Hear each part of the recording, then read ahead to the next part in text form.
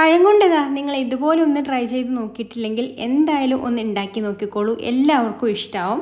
അപ്പോൾ ഇത് റെഡി ആക്കി എടുക്കാൻ വേണ്ടിയിട്ട് ഞാനിവിടെ നന്നായിട്ട് പഴുത്തിട്ടുള്ള 2 നേന്ത്രപ്പഴമാണ് എടുത്തിട്ടുള്ളത്. അതിനെ നമുക്കൊന്ന് കട്ട് ചെയ്തെടുക്കണം. ഒരു നേന്ത്രപ്പഴത്തിന് ഇതുപോലെ ഒന്ന് നടുക്ക് കട്ട് ചെയ്തിട്ട് പിന്നെ ഇതുപോലെ മുറിച്ചെടുക്കുകയാണ് കേട്ടോ ചെയ്യുന്നത്. ഒരു പഴത്തിനെ 8 പീസായിട്ടാണ് കേട്ടോ കട്ട് ചെയ്തെടുക്കുന്നത്. ഈ ഒരു രീതിക്കൊന്ന് കട്ട് ചെയ്തെടുത്താൽ മതി. അപ്പോൾ ഞാനിതാ 2 നേന്ത്രപ്പഴവും ഇവിടെ കട്ട് ചെയ്തെടുത്തിട്ടുണ്ട്.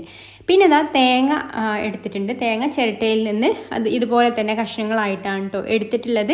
എന്നിട്ട് അതിൻ്റെ ആ ഒരു ബ്രൗൺ കളറിലുള്ള ഭാഗം ഉണ്ടല്ലോ അതൊന്ന് ചെത്തി കളഞ്ഞിട്ട് എന്താ ഈ ഒരു രീതിക്ക് ആക്കി എടുത്തിട്ടുണ്ട്. ഇനി നമുക്കിത് മിക്സിയുടെ ജാറിലേക്ക് ഇട്ട് കൊടുത്തിട്ട് ഒന്നങ്ങ് ക്രഷ് ചെയ്തെടുക്കാം. ഒരുപാട് ഫൈനായിട്ടും പൊടിച്ചെടുക്കരുത്, അതുപോലെ തന്നെ ഒരുപാട് വലിയ പീസും ആവരുത് കേട്ടോ. ഈ ഒരു രീതിക്ക് അങ്ങ് പൊടിച്ചെടുത്താൽ മതി. ഇനി ഇതാ ഒരു പാന് സ്റ്റൗവിൽ വെച്ച് കൊടുത്തിട്ടുണ്ട്. അതൊന്ന് ചൂടായി വരുന്ന സമയത്ത് നമ്മൾ അതിലേക്ക് ഈ ഒരു ക്രഷ് ചെയ്ത് വെച്ചിട്ടുള്ള തേങ്ങ ഇട്ട് കൊടുക്കുകയാണ് കേട്ടോ. എന്നിട്ട് ഇതൊന്ന് ഒരു മീഡിയം ഫ്ലെയിമിൽ വെച്ചിട്ട് റോസ്റ്റ് ചെയ്തെടുക്കാം. കരിഞ്ഞൊന്നും പോകരുത്, അതുപോലെ ഒരുപാട് കളറും അങ്ങ് ചേഞ്ച് ആയി പോകരുത്. തീ കുറച്ച് വെച്ചിട്ട് ഒരു മീഡിയം ഫ്ലെയിമിൽ വെച്ചിട്ട് ഇതുപോലെ ഒന്ന് റോസ്റ്റ് ചെയ്തെടുത്താൽ മതി. ഒരുപാട് നേരം വറുത്തെടുക്കേണ്ട. ഇതിൽ വെള്ളമൊക്കെ ഒന്ന് വറ്റി ഈ ഒരു രീതിയിൽ ഒന്ന് അങ്ങ് ഡ്രൈ ആയി വന്നാൽ മതി കേട്ടോ. എന്നിട്ട് നമുക്ക് ഫ്ലെയിം ഓഫ് ആക്കിയത് വേറൊരു പാത്രത്തിലേക്ക് മാറ്റി വെക്കാം. പിന്നെ ഒരു ബൗളെടുത്തിട്ട് അതിലേക്ക് നമ്മൾ 1 കപ്പ് മൈദ ചേർത്ത് കൊടുക്കുന്നുണ്ട്. ഇനി ഇതിലേക്കൊരു 2 ടേബിൾ സ്പൂൺ കോൺഫ്ലവറും പിന്നെ ഒരു 2 ടേബിൾ സ്പൂൺ പഞ്ചസാരയും ഒരു 1/4 ടീസ്പൂൺ ഉപ്പും ഒരു 1/2 ടീസ്പൂൺ ഏലക്കാപ്പൊടിയും പിന്നെ കളറിന് വേണ്ടിയിട്ട് ഒരു 2 നുള്ള മഞ്ഞൾപ്പൊടി കൂടെ ചേർത്ത് കൊടുത്തിട്ട് ഒന്നങ്ങ് മിക്സ് ചെയ്ത് കൊടുക്കാം.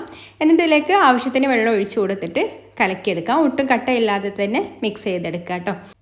വെള്ളം കുറേശ്ശെ ചേർത്ത് കൊടുത്തിട്ട് ഇതുപോലെ മിക്സ് ചെയ്തെടുത്താൽ മതി കേട്ടോ. വെള്ളം കൂടി പോവരുത്. ഒരുപാട് ലൂസായിട്ടും അല്ല, നമുക്ക് ഒരുപാട് തിക്കായിട്ടും അല്ല ബാറ്റർ വേണ്ടത്. ആ ഒരു രീതിക്കാണ് കേട്ടോ നമ്മൾ മിക്സ് ചെയ്തെടുക്കേണ്ടത്. ഈ ഒരു കൺസിസ്റ്റൻസിയിൽ ബാറ്റർ റെഡിയാക്കി എടുത്താൽ മതി. അപ്പോൾ നമ്മുടെ ബാറ്റർ ഇവിടെ റെഡി ആയിട്ടുണ്ട്. ഇനി നമ്മൾ കട്ട് ചെയ്ത് വെച്ചിട്ടുള്ള പഴം ഇതിലൊന്ന് ഡിപ്പ് ചെയ്ത് കൊടുക്കുക. എന്നിട്ട് നമ്മൾ ഈ ഒരു കോക്കനട്ടിൽ കോട്ട് ചെയ്യാം.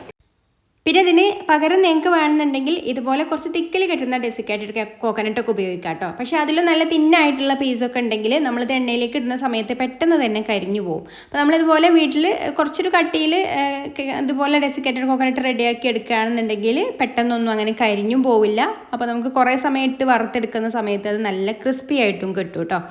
അപ്പോൾ നമ്മൾ പുറത്തുനിന്ന് വാങ്ങിക്കുന്ന ഡെസിക്കേറ്റഡ് കോക്കനട്ട് ആണെന്നുണ്ടെങ്കിൽ തിന്നായിട്ടുള്ളതൊന്നും വാങ്ങിക്കാതിരിക്കുക. ഇനി നല്ല ചൂടായിട്ടുള്ള ഓയിലിലേക്ക് ഇട്ട് കൊടുക്കുക. എന്നിട്ട് ഒരു മീഡിയം ഫ്ലെയിമിൽ വെച്ചിട്ട് ഇതൊന്ന് ഫ്രൈ ആക്കി എടുക്കണം കേട്ടോ. ഒരു സൈഡ് റെഡി ആയിട്ട് വരുമ്പോൾ ഒന്ന് മറിച്ചിട്ട് കൊടുക്കുക. ഇപ്പോൾ 2 സൈഡും ഇടയ്ക്കിടയ്ക്ക് ഇതുപോലെ തിരിച്ചു മറിച്ചൊക്കെ ഇട്ട് കൊടുത്തിട്ട് ഫ്രൈ ചെയ്തെടുക്കുക. അപ്പോൾ കുറച്ച് കഴിയുമ്പോൾ പുറം ഭാഗമൊക്കെ ഇതുപോലെ നല്ലൊരു ഗോൾഡൻ ബ്രൗൺ കളറായിട്ട് നല്ല ക്രിസ്പി ആയിട്ട് വരും കേട്ടോ. പുറം നല്ല മൊരിഞ്ഞിട്ടാണ് ഇതിനുണ്ടാവുക. ആ ഒരു കോക്കനട്ടൊക്കെ നല്ല ക്രിസ്പി ആയിട്ട് വരും കുറച്ച് സമയം ഇതുപോലെ പൊരിച്ചെടുക്കുന്ന സമയത്ത്. ഇനി നമുക്ക് ഇത് എടുക്കാം. അപ്പോൾ ഇത്രയേ ഉള്ളൂ. നമ്മുടെ അടിപൊളിയായിട്ടുള്ള നല്ല ക്രിസ്പി ആയിട്ടുള്ള ഒരു ബനാന ഫ്രൈ റെഡി ആയിട്ടുണ്ട്. സാധാരണ പഴംപൊരിയുടെ ഒരു ടേസ്റ്റേ അല്ല കേട്ടോ ഇതിന് വരുന്നത്. തികച്ചും വ്യത്യസ്തമായിട്ടുള്ള ടേസ്റ്റാണ്. അപ്പോൾ ഇതുവരെ ട്രൈ ചെയ്ത് നോക്കാത്തവരുണ്ടെങ്കിൽ ഒന്ന് ട്രൈ ചെയ്ത് നോക്കിക്കോളൂ. അടിപൊളിയാണ്.